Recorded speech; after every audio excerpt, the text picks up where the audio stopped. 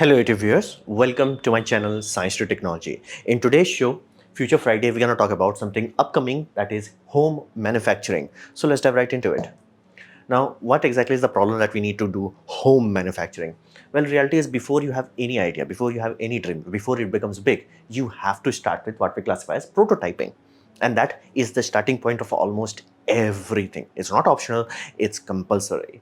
And then you have to understand this aspect. Right now, entire humanity is going through a good phase where, more and more people are getting more and more money. So reality is nobody wants to, have just like generic product. We no longer want generic, we want custom product. That's why you will notice so many car companies have like ludicrously large amount of catalog, even though like the engines they are using is more or less the same, but the catalogs are huge. And in each model, there would be multiple sub variations because a custom requirements is like, it's uniquely mine that's going up. Entirety of the planet is going through this. And market is changing too fast for clones. What does that mean? That simply means if you had a company, it released a product and product started to do good, and by the time some other company will look at it, by the time it's like, you know what, I'll also clone it, I'll also make it. That market could have changed so quickly that even the bigger company, if they're trying to clone you, it will not work. For example, GoPro made action cameras. That became a big thing. Nikon tried to do that. If you don't remember it, that's the whole point.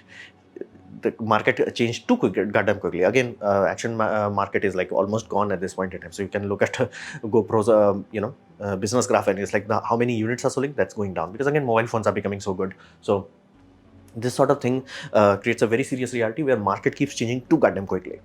And then mass production is a good thing. It's an awesome thing, and that's why we have such a high standard of living nowadays, because concrete is mass produced, steel is mass produced. That's why we can have permanent homes. So that's the reality aspect of it. However, they are not suited for small scale, meaning if you want to make one thing of it or few of it. Like I had like literal people who are working with metal objects, especially for lifts and elevator. They had a scenario where it's like, dude, if they ordered 100 gears, it would be same price if they ordered one gear. Because it was like, companies like, dude, we have to expand this giant slab of metal because the metal quality was so high. It's like once even a small portion is gone, they will hope that there will be other clients that will use the small one. But generally, all the clients will always use the full sheet. So they were stuck in that. Like, dude, for us, it's more or less the same. Either you order 1 or 100. So that creates a scenario where mass production is awesome for reducing cost, not awesome for making small things. And we have to understand this one core aspect of reality. There are three layers to it. First is physics. Does physics allow what you want to do? Like that's the first granddaddy layer. Then we come to the even bigger layer, that is engineering. Can you build the damn thing? Because on paper, on physics, we can travel at, let's say, 80% of light speed. But can we actually do that? Engineering department would be like, no, bro, no. Let go of the weed. We can't do that. So that's physics, engineering. And then we come to the mother of all layer, that is economics. Can you support it financially? For example, we can build supersonic passenger jet. You'll be like, that sounds doable. Physics, go. Engineering, we actually build the damn thing. Economics, nah bro, fuel costs are too high, just let it go. That's the reality of it. So what has changed right now is the economics is supporting this sort of intervention where small people are doing big things. For example, hundreds of studios are there where, like, crowdfunding is a thing. You have Shark Tank. Now they're in almost all developed nations. So reality is there is a lot of economic potential where a single person can achieve big things. So all of this for common people starts with 3D printer. Now why this is the case? Well, reality is generally the first maker tool that a kid is nowadays exposed to, and it's easiest maker tool. For example, CNC is much older than 3D printer, but it's not very beginner friendly. And not to mention, because of the fact that if it's designed to work with metal, it has to be rigid, it has to be robust. So it will be big, clunky, expensive. Just because of the cost of the materials, it will be expensive. So inherently this makes it like a really good tool for getting your feet wet, and it can teach you whole pipeline. And this is one critical aspect. If you have a 3D printer, please do not directly just download and print things. That's good for 1 or 2 times as long as you are learning the ropes, but that should not be the end game. If that's your end game, why did you buy the 3D printer? So realistically, what you have to do, you go to CAD, you design your stuff, then you produce it, you figure it out, can you print it? Like that's another aspect of it. You have to think like engineers, like, hey, is the layer strength is there? Like if you will have noticed many times people have printed like long cylinder, by the time they are taking out, it breaks, because again, layer addition, they did not thought of that. But if an engineer does that, he slices it in 2 halves and puts it like this, so it has highest layer strength. And again, if you want to design it, you will design some rings that go on top, so it gives you the good feeling about it. You have to think. That comes to the CAD part. Then you have to produce it, and then you have to redo all the process after refinement. For example, I printed a 18650 battery case, and it was like, first one worked, but again clips broke because clip was too thin. I made it thicker. Again it worked. Then I noticed it's like still taking too long to print, so I created holes in it so it will print quicker. That sort of iterative process is very important, and that's how all engineering is done in this planet. So you have to learn this pipeline. And then the best aspect of 3D printers, it can start from very cheap. That's the amazing aspect. In India, you can go down as low as around $200. Ender 3 kind of prices, like this sort of printer. You can go very low and get a 3D printer. And if you have some elbow grease and some determination, you can get that 3D printer built in half the price. You just have to put some elbow grease. So it is one of those amazing aspects. It's a really good starter tool, really helps you nail down the understanding. It's like, dude, I have to think. I cannot just like Control C, Control V. That's not how it works. You have to think. Like, even if you're downloading a model, somebody would have spent a serious amount of time into it. How the heck it's gonna print? How the heck it's gonna work? How the heck, like, it's not gonna break apart, or like, have things. Everybody has to think about that. And most amazing aspect, from an investment point of view, it can allow you to make other things from this 3D printer. Meaning you can start with a 3D printer and you can end up with an amazing CNC machine, CNC router, basically. So then we come to the CNC router aspect. Now CNC router is basically basis of all metal work at the modern world, flat out. This and lathe, that's it. Like if you have these two tools, lathe machine and CNC router, and even CNC router can almost approximate the use of a lathe, you have everything. Like you got it. Like you don't have to do anything, and you can build anything else. That's how world is built. So flat out CNC router is amazing thing. Now one of the most amazing aspect of CNC router, it's almost self-replicating. Meaning, let's say you had a 3D printer, that was your first tool. Then you bought raw materials and you joined them together. Joining them is the biggest difficulty. So you printed 3D parts. Here's the deal. If you've done it well enough, if you have enough filament, it will give you enough rigidity that you can cut metal. Again, soft metal. I'm talking aluminum. But let's say you cut through the aluminum here. Here's the deal. Now you build aluminum parts on the same frame. Now your CNC router is even more stronger. Now you cut steel, now you have even better. So literally a cheap CNC router can make you bigger and bigger and bigger and better one. That's the amazing aspect of it. And you will notice that in many maker space, many people who have like hobby channels and things of that nature, they will start out always with a garbage CNC, and then at the end you will notice, look, what the hell happened in few months? Why the heck your CNC router that was like missing by a millimeters, now you have a router that's like precise to 1 thou, 2 thou. It's like, what the hell happened? That's the same thing. Cheap and low quality CNC router can keep upgrading itself. So that's the amazing aspect of it, and it's one of the simplest machine to build. And it does have one of the most amazing aspects. It has the largest amount of free support, meaning where you can find the software for it everywhere. Where can you find tutorials for it everywhere? Where you can boards for it everywhere. It's like there are like companies like Open Builds and all that jazz, where you can just like go and configure your CNC. Like it will be parts will be cut and shipped to you as a ready built unit. You just have to assemble it. So amazing amount of support is there, and people are going YOLO on it. For example, they have goddamn tool changers now. Let that sink in. Like somebody figured out, it's like, we have a CNC machine. However, we add a freaking tool changer to it, and tool changers are expensive, like ludicrously expensive. Somebody's like, yeah, I'm just gonna, code it and like, voila. That happened, past tense. So that's the reality of it. CNC router is the second best thing. 3D printer will allow you to reach CNC router. Once you have CNC router, once you reach CNC router that is cutting metal, once you keep upgrading it, then you are like, you're good. You're really good. Then we come to another tool that's also becoming very important nowadays, that is pick and place machine. Because at this point in time, there are a lot of tasks. For example, let's say PCB. Can you order large amounts of PCB? Absolutely. Everywhere in this country and many other countries also, you can just bulk order PCBs without even have to worry about it. It's just like, hey, can you give me like 100 copies of this PCB? Let's say you're making custom keyboard for custom run. Awesome. There are many companies that will do that and get the board to you in around 2 weeks. Or even 3 maximum. So reality is that is done. But here's the deal. What about after that? Let's say you have to place addressable RGB to it. Good luck. You are talking about at least 70 to 80 RGBs per board minimum. Good luck trying to do that. It will hurt. Like first or two, of course, you will do manually because you are learning things, you are figuring things out. But after that, it's ludicrously difficult. So you will have a scenario where you have PCBs that are cheap. You will have parts that are also cheap. You will think the LEDs are expensive. Not really, especially if you buy rolls of it. Not that expensive per piece, I'm talking. So how about putting it all together? That's the painful part, specifically if you are doing medium runs. For example, if you are in a scenario where it's like, okay, I did the prototype 1, 2, 3, and now I want to mass produce it. You will go to a company and it's like, bro, I want 10,000 copier. They're like, we got you, fam.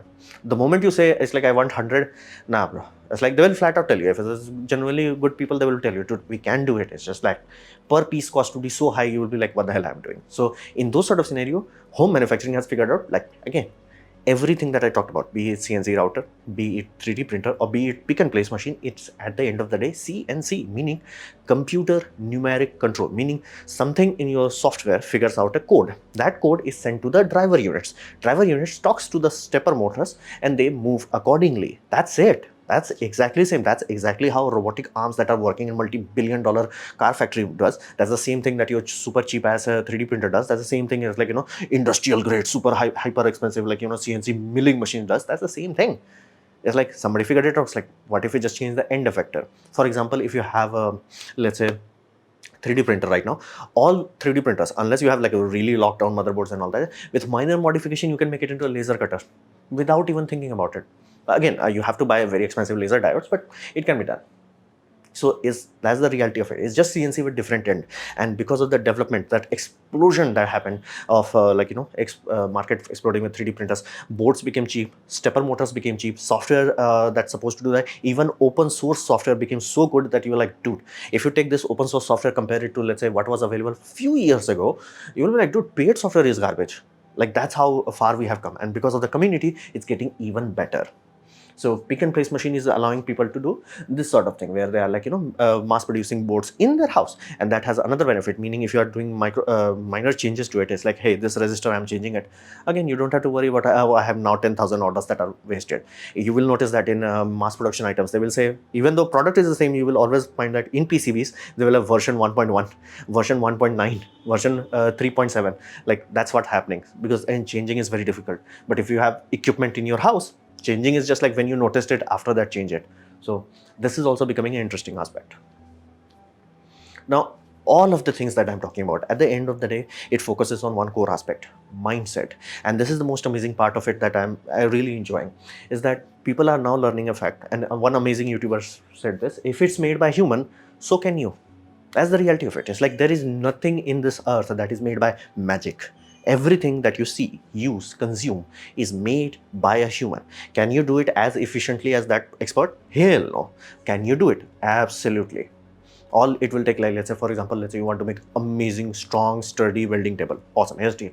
Can you do it? Undeniably. Can you do it as quickly as professional? Professional will do it in, like, let's say, 8 to 9 hours. You will do around 1 month when you are starting out. So that's the only difference would be there. If you're really determined about it, you can get it done. And yes, flat out, let me be very clear. For example, you can save a lot of money just by, you know, making your own 3D printer. But many times people say, oh, you know, my time is more valuable. But here's the deal. If you are making your own 3D printer, you will learn a lot.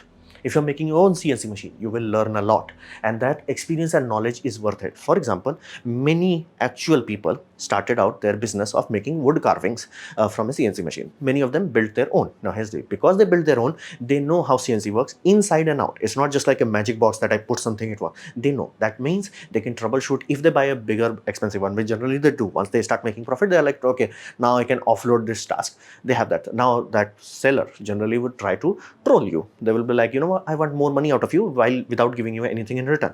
That's expected. But here's the, now you have the knowledge how CNC works. You inherently understand it. If they try to troll you, it's like, nah, bro, I don't need it. I don't need it. I'm good. You can be like, I'm good. If you are having a scenario where it's like, you know for a fact that, hey, dude, I think Z-axis motor is like struggling too much, you will not be like, okay, what the hell I am to do with the meantime, it has people do not have the experience. They will flat out throw out the whole CNC, and people who have the experience, they're like, dude, is everything else is good enough? Okay, just replace the motor with a better one, or have the same motor, replace it with a better driver. Sometimes that solves the problem. But that's the thing, you will only know to look into those things if you have gone through the trouble of doing it. So that experience and knowledge is priceless, and because it can be scaled up brick by brick, it's amazing. You can start out with a basic which CNC machine, and you could end up with a CNC machine that has tool changer. Google how much a tool changer costs. You will be shocked. And somehow somebody is like, you know what, I'm going to make a tool changer CNC machine. Why not? And somebody will be like, you know what, I have a 3D printer. How about we have a laser also into this? Like, why not? So that's the reality of it. The experience and knowledge you will gain from this sort of mindset and this sort of process is got tier level. And the community around this builders, there is a whole community about it, because it was a limiting factor. Even if you had boatloads of money in, let's say, 1990s, you had to be in the right college, you had to be in quote unquote MIT, practically speaking, where people similar to you with similar sort of mindset will be there, and they will be working, and you can build some amazing thing. That's how majority of the early inventions were done. But nowadays you can be connected to, let's say I'm in India, I can be connected to someone who is like, working in USA, somebody is working in Australia. I can be connected to all those people, and all of them will pool their resources. So resources as in like mental resources, and that's a very welcoming and inviting community, meaning you can do amazing things. You put your CNC, even rudimentary built one, people are like, dude, that's amazing, just change this one and you will find amazing results. And you will change it, it's like, dude, now my CNC precision, not drifting this much. Other people will kind of do, bro, do this. I did the same thing. This was the issue. You will be surprised how much people support it. People say, oh, internet is toxic. Not really. Not, of course, there will be some troll. Let me be very clear. But overall, it won't be a painful experience. It will require some elbow grease, but it will be worth it. And one thing you have to understand, if you ever noticed why the heck India does not have anything about anything, well, reality is the same, because we always fear the iterative building process. What does that mean? I love Marvel's Iron Man original movie simply because it's the only movie that I know that actually shows how things are built. Many other movies are like, tick, done, awesome. Iron Man 1, Mark 1, garbage. Mark 2, better garbage. Mark 3, even better garbage. That's the whole reality of engineering process. For example, Indian Air Force was like, we want a plane, we want a domestic level, we're going to build a Generation 5 fighter jet. I'm like, yeah, you can't. You cannot directly go from nothing to Mark 5 directly. Again, they tried it and they failed, and engines had to be like, they tried to make the engine and then they were like, okay, throw the engine away, buy a General Electric engine. Now it has been done by many other countries also, the same mistake, because they are not aware of iterative process. They are like, dude, I'm going to directly make it. That's not going to happen. There are many knowledge that are not in the parts, but how you assemble those parts. And that's the knowledge of General Electric. That's the knowledge of Rolls-Royce. That's why those companies are so huge, because they went through that painful process where they're like, Mark 1, garbage, throw it away. Mark 2, less garbage, throw it away. Mark 4, Mark 50, at that point in time, world leader. And every other country is like for example, Indian Railway had the scenario. It's like, we built a locomotive and it did not work. As I'm like, yeah, of course it did not work. Like, there are countries that have been working from 1970s to make electric locomotives. Brick by brick, they reached a point where they have a locomotive that works. And India just like, we're going to build it and it's going to work. That's never going to happen. That's the aspect of mindset. You have to understand, you have to accept it, that you're gonna make garbage, then you're gonna keep working on it, keep working on it. You have to do it. There is no alternate, or you will be always dependent on someone else. For example, why does many countries do not have fabrication lab? Because every country directly wanted to try to go into the latest and greatest. For example, they wanted to directly jump into 40 nanometers. It was the time when this sort of machine began. Again, it was too expensive, but again, you're not supposed to buy those machines, you're supposed to build those machines. You could not build those machines because you were not comfortable going into 200 nanometer. You were not comfortable to going to 1000 nanometers, millimeters basically at that point, not millimeter. You get that point. So because USA actually did the hard work during Apollo project, where you can literally use a microscope and look into a microcontroller, they knew this thing. There was 10,000 things that even if you get the manual, you could not clone, because there's the experience about the people, mindset of those people. And they upgraded themselves, and everybody else is like, if they're lucky, they're copy pasting it, and if they're unlucky, they will have nothing, neither the copy pasting ability nor the ability to actually make their own thing. And that's why the iterative building process is the core mindset. Like, there are people who are building EDM machines, working high quality EDM machines in their home. I'm like, what the hell? And if you're like, why EDM is so important? Have you heard of ICBMs? Yeah. They require very precise shape charges. That's used by these machines to make. Like, literally, that level of engineering. Yeah, I just built it in my garage sale to barely $50,000. Now, compared to the price of what is used by like military, that's like few $1 million. And somebody's like 50,000. And you might be like, okay, that would be too far apart. Not really. That's the another aspect. That's not really that far away. It's like, it will have some tolerance issue, but compared to like, you will be thinking, oh, this is super garbage, this is awesome. No, it's like little bit, like you will have to put a little bit elbow grease to get it going. That's it. That's how close you can get for fraction of the cost if you have the good mindset. Like, tool changes, are there other tool companies that make amazing tools? Absolutely. Would those be amazing? Yes. Would this be garbage? Hell no. This will be like more than good enough. It's like, and from money spent to product output, this will be 10 times better. So this was my presentation on this upgrading mindset of home manufacturing. Hopefully you have liked it, learned from it. In that case, please click the like button, share it amongst your friends. That will help me a lot. If you didn't like it, didn't enjoy it, I urge you to press dislike, press it twice to show me extra disappointment. Please leave a comment, because I do try to reply to all of them. Subscribe, press the bell icon if you're free, and as always, thanks for watching.